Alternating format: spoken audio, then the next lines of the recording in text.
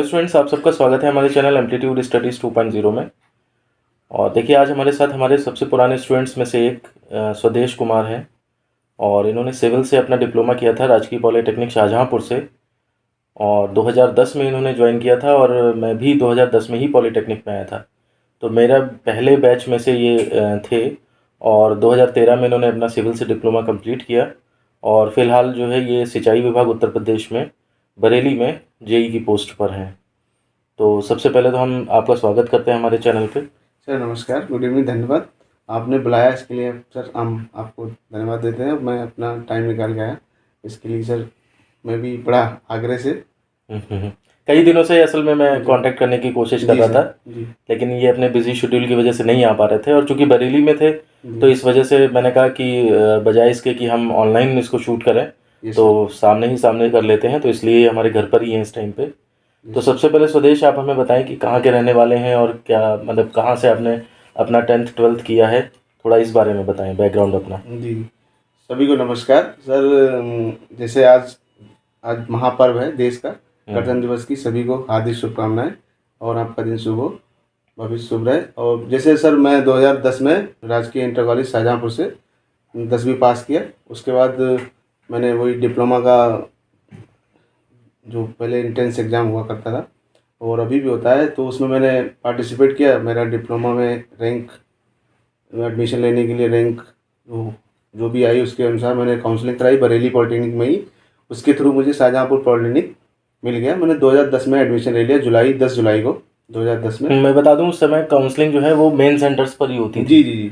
मतलब जैसे बरेली में हुई, फिर आसपास के डिस्ट्रिक्ट जहाँ भी मिला वो अलॉट कर दिया गया। जी ठीक, जी। हाँ। तो 2010 में एडमिशन लिया। उसके बाद सर मतलब उस समय तो सर 2000 मतलब 10वीं पास करके जस्ट डिप्लोमा में, उसके बाद इतना मतलब बड़ा सिलेबस स्टार्टिंग में तो मतलब बहुत ज़्यादा बर्डन जैसा लगता था। जैसे अप्लाइड मैकेनिक्स, अप्लाइड फिजिक्स, और ये मतलब बिल्डिंग मटेरियल तो नॉर्मल समझ में आता था क्योंकि डेली लाइफ में यूज़ है, ब्रिक है, सीमेंट है, सॉइल है, ये सब चीज़ें। लेकिन जो एक्स्ट्रा सब्जेक्ट है जो मतलब हमारे 10th से अपर लेवल के, जैसे इंटर का हो गया या मतलब बीएससी लेवल का भी था, तो वो चीज़ें थोड़ी डिफिकल्ट थी। बाकी राजकीय पॉलिटेक्निक शाहजहाँपुर में इतना अच्छा उस समय शिक्षा का प्रबंधन था, बहुत अच्छी तरीके से मैनेज किया। जैसे कि सर आप भी फिजिक्स पढ़ाते थे और सब सही तरीके से समझ में आता था। और धीरे धीरे 2010 में मेरा फर्स्ट ईयर कंप्लीट हुआ और मार्क्स मतलब मेरे ठीक ठाक बढ़िया तरीके 78% थे उस टाइम फर्स्ट ईयर में। फिर सेकेंड ईयर में आए तो सेकेंड ईयर में थोड़ा कॉमन मतलब जनरल जो अप्लाइड मैकेनिक्स है, फिजिक्स है, इस केमिस्ट्री है, और ये सब तमाम सब्जेक्टों को पास करते हुए फिर सेकेंड में आ गए। जो हमारा सिविल इंजीनियरिंग जो मेन ब्रांच है उसके सब्जेक्ट आ गए। सोम हो गई, हाइड्रोलिक्स हो गई है, और क्या कहते हैं बिल्डिंग मटेरियल हो गया, सर्वेइंग हो गई, ये सब सब्जेक्ट मतलब जैसा कि मेरे एचओडी साहब थे श्री मुकेश सर, तो उन्होंने काफ़ी अच्छी तरीके से डील किया। धीरे धीरे मतलब सब चीज़ें समझ में आती गई। और सोम जैसे सब्जेक्ट बहुत डिफिकल्ट माना जाता है। हाइड्रोलिक्स जो है मतलब डेली यूज़ में तो बहुत, जब आप ज़्यादा फिजिक्स पढ़ेंगे तो समझ में आएगा, लेकिन स्टार्टिंग टाइम में थोड़ा डिफिकल्ट लगा, लेकिन वो सब चीज़ें समझ आती गई। धीरे धीरे अपना ये है कि रेगुलरली स्टडी करते हुए धीरे धीरे हमारा सेकेंड ईयर वो भी अच्छा 79% निकल गया। उसके बाद धीरे धीरे फिर थर्ड ईयर में आ गए। थर्ड ईयर में तो पूरा सिविल इंजीनियरिंग का बेस हो जाता है, जो मतलब आगे यूज भी होता है, एस्टिमेटिंग, कॉस्टिंग, आरसीसी, स्ट्रक्चर, और हमारा क्या कहते हैं सर्वेइंग सेकेंड, तमाम सब्जेक्ट थे। तो बस ये है कि सर जो सब्जेक्ट हमारे हैं जिसे आप इन फ्यूचर में कभी नौकरी करेंगे, पहले तो मतलब ये होता है, जैसे अभी मैं अपना एक्सपीरियंस बता रहा हूँ कि उस टाइम मैंने भी कभी कॉमन मतलब चीज़ें नहीं समझी, लेकिन अब हम जैसे बुक्स उठाते हैं, जैसे मैंने कंपटीशन की तैयारी की, मैं अपना वो बता रहा हूँ एक्सपीरियंस। तो जो सब्जेक्ट उस टाइम तो इतना टिपिकली हम नहीं समझ पाते थे, लेकिन अब हमको नॉर्मली समझ में आ जाते हैं, क्योंकि उस टाइम हम इतना ध्यान नहीं देते। बस उस समय ये सोचते थे कि मैं पास हो जाऊँ, अच्छे मार्क्स आ जाए, घर में थोड़ी वैल्यू बढ़ जाए, ये सब चीज़ें। तो ये था। अच्छा, रहने वाले कहाँ के हैं? मैं प्रॉपर, मेरा गांव पड़ता है तिवलक, शाहजहाँपुर में ही है, नगर अच्छा विधानसभा अच्छा। में आता है। और मैं वहीं ग्राम तिवलक से ही मैंने 5वीं पास की, फिर 8वीं वहीं से की। उसके बाद डायरेक्ट मैं राजकीय इंटर कॉलेज शाहजहाँपुर में एडमिशन लिया 9वीं में। वहाँ से 9वीं किया, 10वीं किया, उसके बाद डायरेक्ट पॉलिटेक्निक में आ गया 10वीं पास करके। उसके बाद सर मेरे पापा फार्मर हैं, मिडिल क्लास फैमिली से हूँ। तो देखिए, सबसे पहली बात तो दो चीज़ें आपको सीखनी चाहिए। पहली बात तो ये है कि एक तो ये 10th पास थे केवल जब ये पॉलीटेक्निक में आए। तो आजकल जो बच्चे 10th पास करके आते हैं वो कतई बिल्कुल ये ना सोचें कि कुछ आपके साथ मतलब ऐसा हो रहा है कि जो 12th पास करके आए हैं वो ज़्यादा सुपीरियर हैं, या आप नहीं, मेहनत करेंगे आप तो सब कुछ हो जाएगा।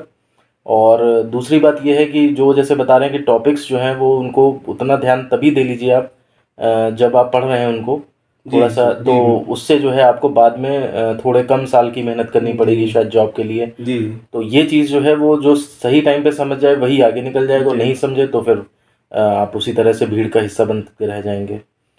तभी इतने सारे मोटिवेशनल वीडियोस और ये सब चीज़ें चलती हैं ये ताकि सर, आपके ये सर मतलब, लेकिन वो लोग समझते कोई नहीं है, जी। उसको टाइम आने पे ही आदमी समझता है। ये जैसे जो बेसिकली सर क्या होता है, जैसे जो हमारे कॉमन सब्जेक्ट होते हैं, जो मतलब ऑल स्टूडेंट पढ़ते हैं, मतलब टेक्निकल के अलावा भी सब्जेक्ट पढ़ते हैं, जैसे हम भी डिप्लोमा कर रहे हैं या बीटेक कर रहे हैं, उसके बाद बीएससी करते हैं, एमएससी करते हैं, उनको भी सब्जेक्ट पढ़ने पड़ते हैं। रीजनिंग हो गई, मैथमेटिक्स हो गई, फिजिक्स हो गई, सब लोग पढ़ते हैं। लेकिन जो हम लोग टेक्निकल में आ गए, हम लोगों को स्पेसिफिक टॉपिक वो ज़्यादा मतलब डीपली से पढ़ना है, क्योंकि वो हमारे फ्यूचर में काम आने वाले हैं। जैसे फिजिक्स से रिलेटेड बहुत से पॉइंट हैं जो हमारे आजकल काम आ रहे हैं। हाइड्रोलिक्स में ऐसे पॉइंट्स हैं जो हम मतलब डेली यूज में भी आते हैं, और आज जैसे हम कैनाल सिस्टम में हैं, इरिगेशन में है, तो हाइड्रोलिक्स के कुछ बेंचुरी मीटर हो गया, कैसे यूज होता है ना, डिस्चार्ज कैसे नापेंगे, ये सब फिजिक्स में ही पढ़ाया जाता है। उसके अलावा एक सब्जेक्ट हमारा सिविल इंजीनियरिंग में रहता है, हाइड्रोलिक्स है, उसमें सब चीज़ें डिटेल, फिर इरिगेशन में उसमें सब चीज़ें डिटेलिंग पढ़ाई जाती है। अगर उस टाइम हम फोकस दे लें, तो जैसे अभी इस टाइम एक बार मेरे पास ऐसा प्रैक्टिकली आया कि डिस्चार्ज नापने जाइए।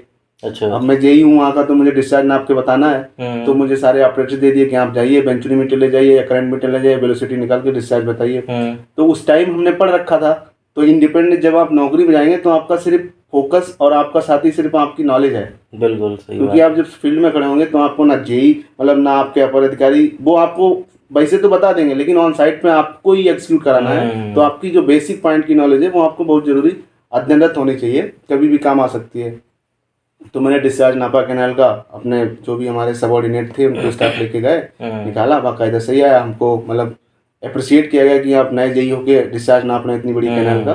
तो वही चीज़ है, सब आप मतलब रेगुलरली जो पढ़ाई कर रहे हैं उसमें अगर विशेष ध्यान दें किसी भी टॉपिक पे जो आपकी यूटिलाइज आपको लगता है कि ये हमारे काम आने वाला है। और जनरली सिविल इंजीनियरिंग के ऐसे टॉपिक हैं वो ज़्यादा डिफिकल्ट नहीं है। पहले मुझे भी लगते थे सर, अभी इतना लगता है कि अगर मैं ध्यान से पढ़ता उस टाइम तो मैं बहुत आसानी से समझ आता है। बट उस टाइम हम इतना मैं भी फोकस नहीं दे पाता था। अब हम जैसे पढ़ते हैं तो बहुत आसानी से समझ में आ जाते हैं, और उसका यूज़ भी है। जैसे हम अदर जैसे इरिगेशन डिपार्टमेंट एक कॉमन प्राइम साझा मतलब यूपी का डिपार्टमेंट है, जिसमें सारी चीज़ें, बिल्डिंग भी है, कंस्ट्रक्शन भी है, रिपेयर का भी काम है ना। ये सब चीज़ें होती हैं जो हमने पढ़ रखा है, उसी के बेस पे काम होता है। तो ये सब टॉपिक है, इनको मतलब डाउट नहीं होना चाहिए। और वही चीज़ कंपटीशन में आती है। बस कंपटीशन में थोड़ा स्पेसिफिक टॉपिक से उठाते हैं पॉइंट, तो वो आपको अपने आप खुद मेंटेन करना है कि प्रीवियस ईयर क्वेश्चन लीजिए, उसके हिसाब से पढ़िए। तो एक बात और पता लगी हमें कि जो चीज़ जब पढ़ रहे हैं, जैसे मैं भी अपनी एक बात बताऊं, तो जब मैं भी 10th 12th और बीएससी एमएससी किया मैंने, ये सर, तो उस टाइम पे भी जो है वो बस यही एम था कि किसी तरह से रट के पेपर पास हो जाए। ये सर, लेकिन जब कॉन्सेप्ट ज़्यादा समझ में नहीं आए, जहाँ समझ में आया समझ में आया, नहीं आया समझ में आया तो रट डाला उसे, ये सर, है ना, पेपर कंप्लीट हो जाए। लेकिन जब पढ़ाने के लिए मैं खड़ा हुआ पहली बार, ये सर, तो उस समय जो है वो चांस की बात थी कि कोटद्वार एक जगह है नजीबाबाद के पास, ये सर, वहाँ पे कॉन्वेंट स्कूल था, ये सर, और वहाँ पर जो है वो 10th से बच्चे 11th में आए थे। ये सर, और वो बच्चे ऐसे थे जो आज भी मैं अप्रिशिएट करता हूँ कि उनकी वजह से जो है मैं सीख पाया इतना सारा। जी सर। तो उन्होंने जो है वो पहले ही दिन मुझसे, जब मैं गया वहाँ पे, वो 11th में आए थे बच्चे, लेकिन वो इतना पढ़ने के लिए क्यूरियस थे कि उन्होंने लाइब्रेरी में जा कर के और आइंस्टीन की रिलेटिविटी थ्योरी और टाइम डायलेशन और ये सब चीज़ें जो कंसेप्ट होते हैं, टाइम मशीन वगैरह, ये मुझसे पहले दिन क्लास में डिस्कस कर लिए। ये सर। और चूंकि मैंने एमएससी में चूंकि उन्हें पढ़ा हुआ था और ठीक ठाक मुझे भी इंटरेस्ट था, जी सर। तो इसलिए मैं उनसे डिस्कस कर तो ले गया, लेकिन मैं समझ गया कि इनका मेंटल लेवल क्या है। जी। और इस वजह से जो है मुझे फिर और स्टडी करके जाना पड़ा, और तब जा कर के मुझे ये जो फिजिक्स के 11 12 से रिलेटेड ये कंसेप्ट हैं, ये इनके कंसेप्ट एक्चुअली समझ में है। जी जी। तो उनके लिए मैं मेहनत करके पढ़ता था, तो वो 2-3 साल की जो मेहनत हुई मेरे से, जी जी। उसी की वजह से जो है कंसेप्ट थोड़े बहुत मेरे ठीक ठाक हो पाए। जी सर। अब मुझे ये बताइए कि जॉब के बारे में जो आपके दिमाग में थी बातें कि मुझे क्या करना है, क्या एम बनाना है, वो चीज़ डिप्लोमा करते टाइम आपके दिमाग में थी, या फिर थर्ड ईयर में आकर के डेवलप हुई, या फिर डिप्लोमा पास होने के बाद डेवलप हुई? सर जैसे कि मैं मिडिल क्लास फैमिली से हूँ, जैसे कि मैंने बताया है, तो मिडिल क्लास फैमिली में क्या होता है, जब बच्चा पढ़ रहा होता है तो घर वालों की बहुत सारी एक्सपेक्टेशन होती हैं, जो मतलब वो बताते नहीं, बट उनकी होती बहुत हैं। तो मतलब मेरे एक जुनून में था कि मैं नौकरी तो करेंगे, बट जैसे डिप्लोमा में गए तो मुझे लगा कि मैं डिप्लोमा पास होना फर्स्ट ईयर में भारी पड़ जाए, क्योंकि हाई स्कूल करके डिप्लोमा जो करते हैं तो उसमें थोड़ा इतनी समझदारी, उतने सब्जेक्ट की नॉलेज, मतलब कैसे गेन करें, सेल्फ स्टडीज हमको कैसे मिलेगा, बट ऐसा होता नहीं है। आप गेन कर सकते हैं, जैसा कि मैंने किया, बहुत से मेरे एग्जाम्पल है, मेरे दोस्त भी हैं जो मतलब मेरे साथ में काफ़ी लोग 10वीं पास करके आए। एक मिनट मैं यहाँ पे ये थोड़ा ऐड करना चाहूँगा कि ये जिस टाइम पढ़ते थे उस समय पूरे कॉलेज का माहौल ही मतलब थोड़ा सा बहुत अच्छा था। यस सर, ये सबसे पहली बात थी कि टीचर्स अच्छे थे, और दूसरी बात थी कि प्रशासन। Yes sir. उस समय हमारे प्रिंसिपल साहब थे श्री राजन सिंह। Yes sir. उनका प्रशासन इतना सख्त था कि क्लासेस जो हैं वो 10 बजे शुरू हो जाती थी, और 5 बजने में 1 मिनट पहले तक भी कोई बाहर नहीं निकल सकता था। ये तो बिल्कुल सर। 5 बजे वो गेट पे खड़े हो जाते थे कि कौन पहले निकल रहा है टाइम से पहले। Yes sir. और टाइम पे निकलेंगे बच्चे, वो भी लाइन बना करके निकलेंगे, भीड़ की तरह हो हल्ला मचाते हुए नहीं निकलेंगे। Yes sir. लंच में भी 1:20 पे जो है वो क्लास 1:20 तक चलनी चाहिए। 1:20 से 1:40 है अगर लंच का टाइम, तो 1:20 तक क्लास चलेगी, ऐसा नहीं कि 1:15 पे ही छोड़ दी। ये सर। और 1:40 पे जो है वो जब क्लासेस शुरू हो जाती थी, ये सर।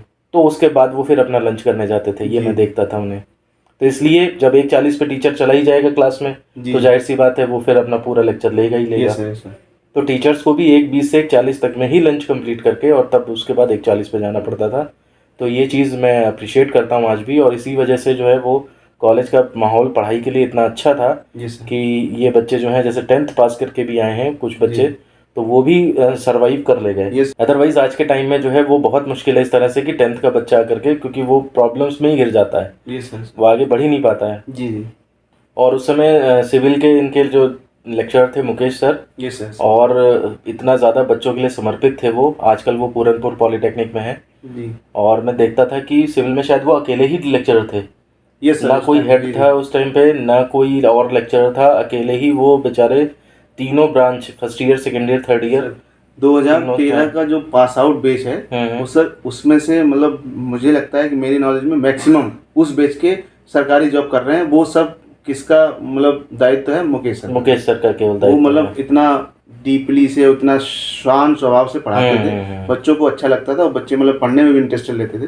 कभी गुस्सा करते नहीं देखा उनको आज तक मैंने, और बच्चों के लिए समर्पित, और बिल्कुल एकदम अकेले दम पे जो है पूरा सिविल की तीनों ब्रांच चलाते थे।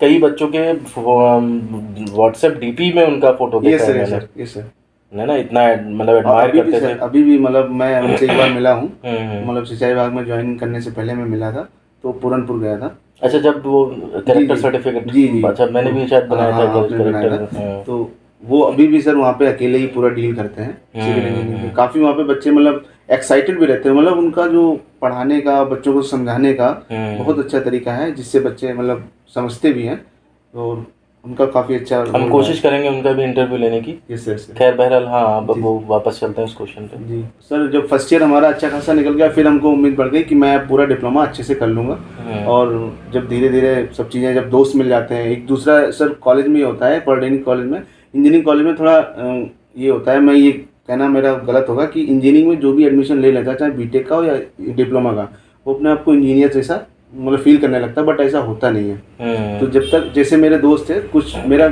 हालांकि मेरा बेस जो था, सिविल इंजीनियरिंग की बात कर रहा हूँ, डिप्लोमा की, बहुत अच्छा बेस था, सब पढ़ने वाले थे। और दूसरा क्या होता है, जब डिप्लोमा में आप जाते हैं, फर्स्ट ईयर में थोड़ा डिफिकल्ट लगता है दोस्ती बनने में, दोस्त बनने में, तो बहुत अच्छा सर्किल था, उसकी वजह से हमको नॉलेज भी मिली, समझाया बताया, सब कुछ भी डाउट हुआ सर से पूछा, दोस्तों से पूछा, धीरे धीरे नॉलेज बढ़ती गई। जब हम सेकेंड ईयर पास हो गए, थर्ड ईयर पास हो गए, फिर हमको मतलब बताया कि जेई डिप्लोमा करने के बाद जेई की पोस्ट होती है, उसके लिए आप इंटाइटल है, एसएससी जेई है, यूपीपीसीएल में जेई की है, सिविल की जल निगम में निकली थी उस टाइम, है ना, तमाम विभाग हैं जिसमें जेई के लिए अप्लाई कर सकते हैं। तो धीरे धीरे वही मतलब दोस्तों से पता लगा, फिर कुछ न्यूज़पेपर में कि आप इस तरीके से तैयारी की, ये सिलेबस है, तो उसको डाउनलोड करते हुए। और सर मैं बताना चाहूँगा, सिलेबस वही आता है जो हम किताब में पढ़े हुए होते हैं। अच्छा, बेसिकली यही है, बट हम लोगों को लगता है कि नहीं ये एक्स्ट्रा दे दिया, ऐसा कुछ नहीं होता है। वो आप जब डीपली जब आप बुक्स पढ़ेंगे ना, तब फील होता है। अगर आप ओवरव्यू पढ़ेंगे तो नहीं समझ में आएगा, जब आप डीपली वही बुक्स पढ़ेंगे तो जो कंपटीशन में एग्जाम पेपर्स आते हैं, क्वेश्चंस होते हैं वो सब सिलेबस के ही होते हैं, वो सिलेबस वही होता है जो हम लोगों ने पढ़ रखा होता है। और बुक्स को ही फॉलो करें, जी जी जी। मॉडल पेपर को नहीं। नहीं, मॉडल पेपर सर मतलब जस्ट एग्जाम के लिए पास हो एग्जाम सकते पास हैं, करने हाँ, के लिए है, कंपटीशन में बिल्कुल। पास नहीं कराता है ना मॉडल ना पेपर। ना। जैसे हमारी एशियन बुक्स की एक पब्लिकेशन है, डिप्लोमा बहुत फेमस है, एशियन पब्लिकेशन है, नव भारत है, उसकी बुक्स जैसे बिल्ड एशियन की आरसीसी की बहुत अच्छी बुक्स है ना, स्टील स्ट्रक्चर की है, सॉइल मैकेनिक्स में नव भारत बहुत अच्छी है। ये जो बुक्स हैं इनका जो बेसिक जो लिखा हुआ है उसको आप पूरा गठन कर लेंगे अपने माइंड में, अध्ययन कर लेंगे तो आप सारे कंपटीशन निकाल सकते हैं। वही चीज़ डिप्लोमा के लिए बेस्ट है।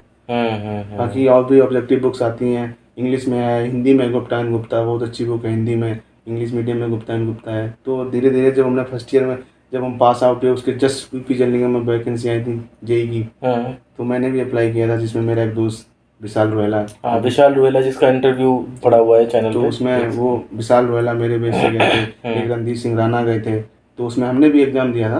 तो मेरा इंटरव्यू में मतलब रिटन में उस टाइम क्या है सर, मेरी रीजनिंग बहुत वीक थी, मैं उस पर अध्ययन नहीं करता था उस टाइम। मैंने ध्यान, क्योंकि मैं फोकस था मेरा डिप्लोमा पास हो जाऊँ, क्योंकि घर वाले भी ये सोचते हैं कि लड़का फेल हो जाएगा तो तो मैं उस पर उस टाइम उतना ध्यान देते थे, रीजनिंग मैंने फोकस नहीं किया तो मेरा उसमें रह गया। तो मैंने फिर और भी दोबारा जल निगम का मैंने फॉर्म नहीं भरा, तीसरी बार आवास विकास में एग्ज़ाम दिया, उसमें नहीं हुआ। फिर धीरे धीरे मैं फिर मैंने अब फिर उसके बाद अब डिप्लोमा बाद करेगा प्राइवेट जॉब करने के लिए भी मेरे दोस्त काफ़ी लोग गए, हमें बोला, फिर घर वालों ने बोला कि नहीं प्राइवेट आप नहीं कर सकते हो, आप ये तैयारी करो। कितना टाइम बीत चुका था 2013 के बाद? 2013 के बाद लगभग 6-7 महीने का टाइम था, जिस बीच में मैंने 2-3 एग्ज़ाम दिए थे, मेरा नहीं हुआ।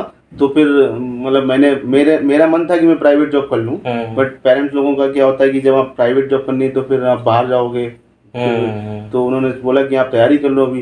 जनरली सब कोई तैयारी करता है, ये जेन्युइन भी चीज़ है। अगर आप क्लास में तैयारी नहीं कर पा रहे, कंपटीशन की एक अलग पैटर्न होता है, बट फोकस देना होता है, तो उन्होंने कहा ठीक है आप 6-7 महीने टाइम ले लीजिए, तैयारी कर लीजिए।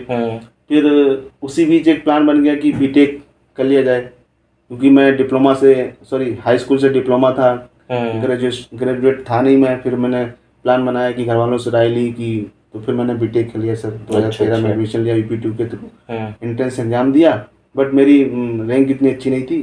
तो बस ये है कि अपने शाहजहाँपुर होम टाउन से बस मैंने काउंसलिंग के through future of institute Bareilly future, तो वहीं पे एडमिशन लिया। तो वहीं पे एडमिशन लेके बीटेक किया रेगुलर जाके।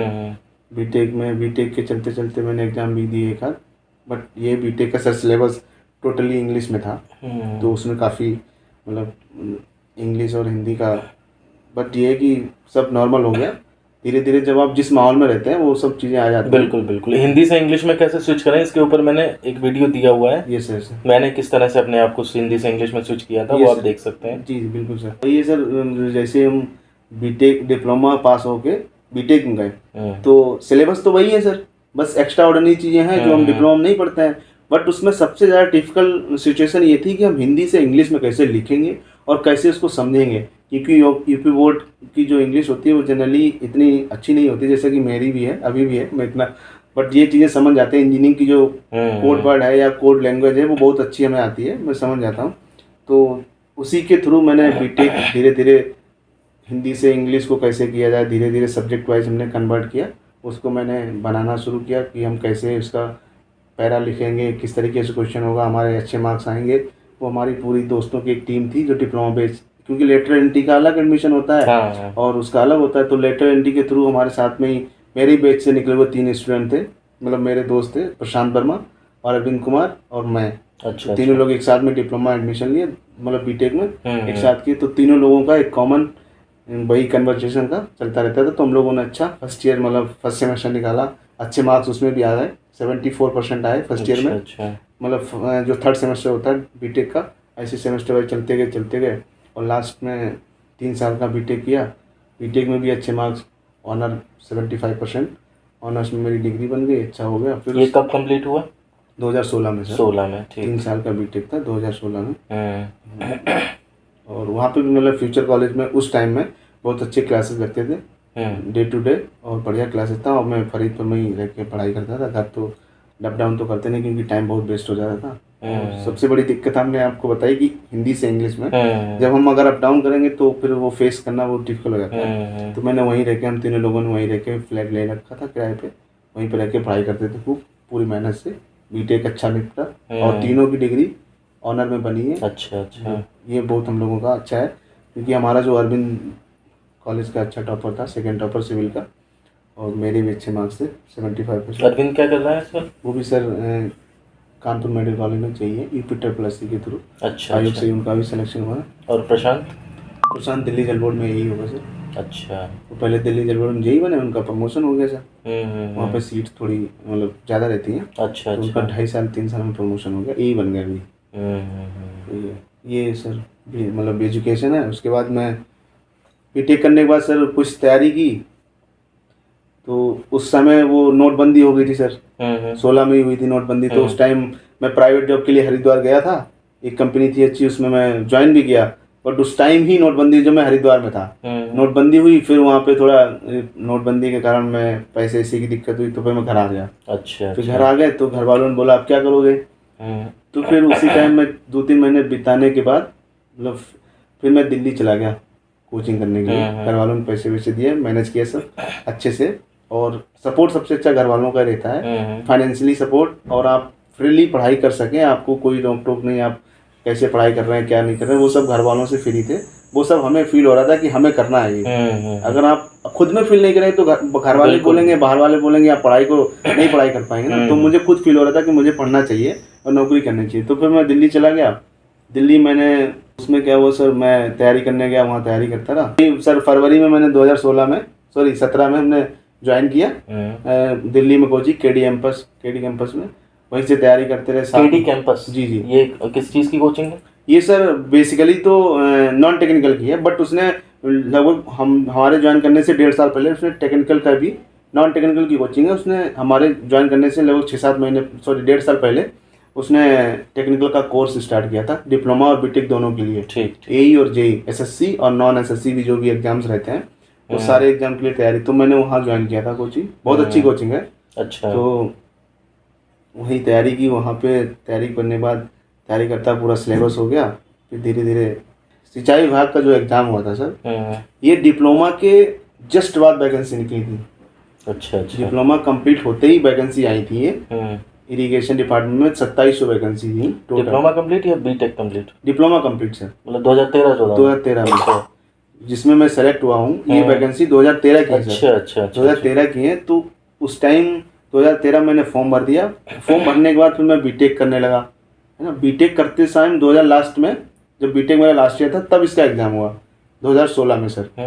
2016 में एग्ज़ाम हुआ। तो उस टाइम मेरा इतना मतलब हिंदी और इंग्लिश का कोई प्रॉब्लम नहीं था। अच्छा अच्छा। तो जब एग्ज़ाम होता है डिप्लोमा बेसिस पे, और डिस्क्रिप्टिव पेपर था इरिगेशन का, यूपीपीएससी से वैकेंसी जो आई थी उसमें डिस्क्रिप्टिव पेपर था। उसमें ये पहला पेपर हिंदी का था, हिंदी में पास होना कंपलसरी था। दूसरा पेपर सिविल 1 था, सिविल इंजीनियरिंग 1 और सिविल इंजीनियरिंग 2। तो उन तीनों के मार्क्स, तीनों पेपर डिस्क्रिप्टिव थे। तो तीनों का हमने बहुत अच्छे से अध्ययन किया। हिंदी हमने पढ़ी specially, civil engineering 1, civil engineering 2, ये सारे हमारे डिप्लोमा और बीटेक से क्लियर थे, हमें कोई प्रॉब्लम नहीं। पेपर जिस दिन मेरा पेपर था उस दिन, उसके अगले दूसरे दिन तीसरे दिन हमारा मतलब तीसरे दिन हमारा बीटेक का एग्ज़ाम भी था। तो उस बीच जो छुट्टियां थी, तो उस बीच हम एग्ज़ाम देने गए थे लखनऊ। बहुत अच्छा मेरा डिस्क्रिप्टिव में मैंने लिखा। और इसका 2016 में एग्ज़ाम होने के बाद इसका रिजल्ट आया सर 2019 में। उस बीच में प्राइवेट जॉब करता था। तो जब 2019 में रिजल्ट आया तो मेरा रिटर्न में हुआ। काफ़ी मतलब अंदर से उत्साहित महसूस हुआ कि मैं इतने दिन के बाद मेरा एग्ज़ाम निकला है। तो फिर मैंने जो है उसी के साथ साथ प्राइवेट जॉब साथ साथ मैंने जो है इंटरव्यू की, प्राइवेट जॉब हटा दी जी। तो फिर मैंने जी उसी की मैंने मतलब इंटरव्यू की तैयारी की। इंटरव्यू उसका अगले मतलब 7-8 महीने बाद हो गया था। तो उसके 20 में रिजल्ट आ गया। 2020 में? जी 19 के लास्ट के 20 स्टार्टिंग में रिजल्ट आ गया था। तो उसके बाद ज्वाइनिंग का प्रोसेस चलता रहा। तब तक मैं घर आ गया था। तो मैं मतलब घर पे ही था उस टाइम। तो इंटरव्यू मैंने देने गया, इंटरव्यू का वेट कर रहा था कि रिजल्ट आएगा। उसके बाद रिजल्ट मेरा आया। तो कब आया रिजल्ट? रिजल्ट आया था सर, एग्जैक्ट मुझे डेट नहीं पता कि सितंबर में आया था शायद, सितंबर 2020 में? अच्छा। फाइनल रिजल्ट 2020 में आया। तब मुझे उसने जब लिस्ट जनरेट करता है यूपीपीएससी, तब उसमें मेरी रैंक थी 156। मतलब 1438 बच्चे सेलेक्ट हुए थे। अच्छा। 156 रैंक थी मेरी। तो मुझे सबसे अच्छा तो ये लगा कि मेरी नौकरी लग गई। फिर दूसरा ये लगा कि मेरी अच्छी रैंक आई है, 156 सर जेई में, मतलब इतने एग्जाम देने के बाद 156 रैंक आई है। और मुझे सबसे अच्छा ये कि इंटरव्यू में सबसे अच्छे मार्क्स दिए थे। अच्छा अच्छा। हाँ, 40 में से मुझे 28 नंबर दिए थे। बहुत अच्छे मायने रखते हैं इंटरव्यू में। तो उसी मतलब मेरी अच्छी रैंक बनी है, उसी से रिटन में मेरे अच्छे थे, इंटरव्यू में अच्छा, तो 156 रैंक है, जो भी बहुत अच्छी है। तो उसके बाद मैंने ज्वाइन किया और अभी मेरी सिंचाई विभाग बरेली में। और उस टाइम सर वो काउंसलिंग कराते हैं वहाँ पे, सिंचाई विभाग में काउंसलिंग प्रोसेस है, जो आजकल बिल्कुल आपकी रैंक के अनुसार से ही आपको पोस्टिंग मिलेगी। अच्छा अच्छा। और ये बड़ा अच्छा है सिंचाई विभाग का। उत्तर प्रदेश सरकार को मैं धन्यवाद देता हूँ कि आपकी पोस्टिंग के अनुसार आप अपना डिवीजन ले सकते हैं, बट होम डिस्ट्रिक्ट को छोड़ते हुए। अच्छा अच्छा। उस समय मेरे पास सारे ऑप्शन थे यूपी के, मैं कहीं भी जा सकता था। मतलब फर्स्ट मेरी पहले दिन काउंसलिंग थी, 1 से लेके 200 रैंक तक, फर्स्ट रैंक से लेके 200 रैंक तक बच्चे बुलाए गए थे। आप पूरे यूपी में कहीं भी जा सकते हैं। तो मैंने पहला चॉइस बरेली शारदा नहर खंड भरा, मुझे मिल गया, बहुत अच्छा। मैंने वहाँ ज्वाइन किया, मेरी यहाँ पे निरंतर सर्विस चल रही है, सिंचाई विभाग में जेई के पद पे कार्यरत हूँ। अच्छा, तो अब ये बताइए आप हमें कि जो आजकल बच्चे स्टडी कर रहे हैं, जी जी तो उस समय स्टडी का तरीका और था, अब तो जी। ऑनलाइन तरीके भी आ गए, ये साथ सर, में सर। कोरोना आया तो उस वजह से भी ये सर। मतलब कुछ तरीके बदले। जी जी जूम पे स्टडी करना, यूट्यूब जी चैनल्स के थ्रू स्टडी करना, जी जी कोचिंग भी जैसे आपने केडी कैंपस करी बताई है वो ऑफलाइन करी थी, जी जी। अब हो सकता है केडी कैंपस ऑनलाइन भी करा दी हो। ऑनलाइन भी देता है सर। तो आजकल जो बच्चे हैं ये अपने डिप्लोमा के बाद कंपटीशन की तैयारी जो है वो कंपटीशन कैसे फाइट कर सकते हैं, क्या सुझाव हो सकते हैं आपकी तरफ से? जैसे सर डिप्लोमा करने के बाद जो बच्चे डिप्लोमा करते हैं, पहले तो सर मुझे लगता है कि उनको अपना पूरा किताब एक बार अध्ययन कर लेनी चाहिए, एग्ज़ाम देना चाहिए, कोई भी एग्ज़ाम हो जेईई का देना चाहिए। फिर उनको अपना अनुमान लगाना चाहिए कि हमारी सेल्फ स्टडी से क्या हमारी रैंक आ रही है। अगर उनकी सेल्फ स्टडी से अच्छी रैंक आ जा रही है तो मुझे नहीं लगता उनको कोचिंग करने की आवश्यकता है। अच्छा, और अगर उनको लगता है कि मेरी रैंक अच्छी नहीं आ रही, मार्क्स अच्छे नहीं आ रहे या स्कोर अच्छा नहीं बन रहा है, तो उनको कोचिंग से गाइडेंस लेनी चाहिए।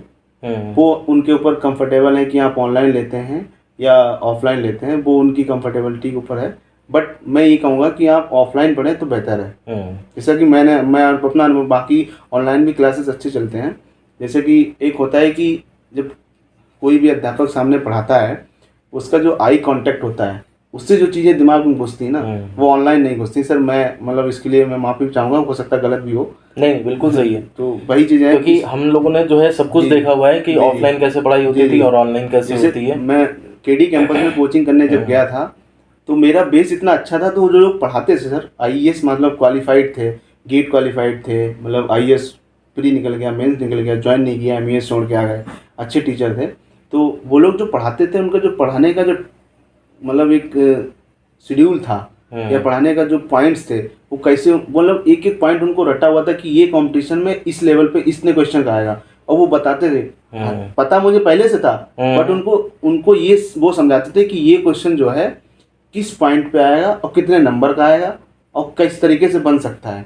वो चीज़ कोचिंग में बहुत ही सटीक तरीके से बताते हैं। इस बात गाइडेंस मायने रखता है। इस बात को ऐसे समझ लीजिए जैसे मान लिया सपोज अमिताभ बच्चन को कितनी फिल्मों में देखा है, यस सर, लेकिन अगर आपको पता लग जाए कि वहां पर आया है, तब जो आप जाके वहां मिलेंगे, तो वो देखा तो आपने पहले भी है उसको, लेकिन वो जो फीलिंग आएगी उस टाइम पे आपकी, वही सेम फीलिंग ऑफलाइन और ऑनलाइन में होती है। तो मतलब वो जो हमको मतलब पढ़ाते थे इतना, और वो जब नोट्स बनाते थे, मतलब बाकायदा नोट्स भी बनवाते थे कि आप नोट्स बनाइए, 3 पेन रखवाते थे, ग्रीन, ब्लू और रेड, और उस पर अंडरलाइन कराते कि ये इंपॉर्टेंट है, इसको इम्पोर्टेंट करके रेड मार्क या ग्रीन मार्क कर लीजिए। वो जो पॉइंट्स थे, तो उन पॉइंट्सों को विशेष हम लोग ध्यान देते थे।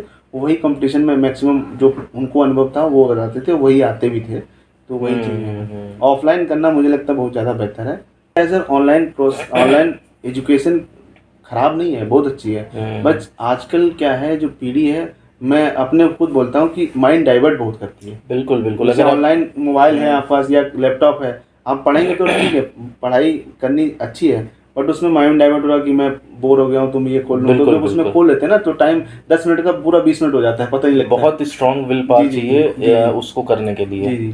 मैं खुद ही देखता हूँ कि मैं करने कुछ चलता हूँ मोबाइल पे और नोटिफिकेशन कुछ आ जाता है। दूसरी बात यह कि मैं जब तैयारी करने गया था 2017 तक मेरे पास कोई एंड्रॉइड मोबाइल नहीं था। अच्छा। पिताजी ने कहा था आप अपना कमाइए और अपना रखिए।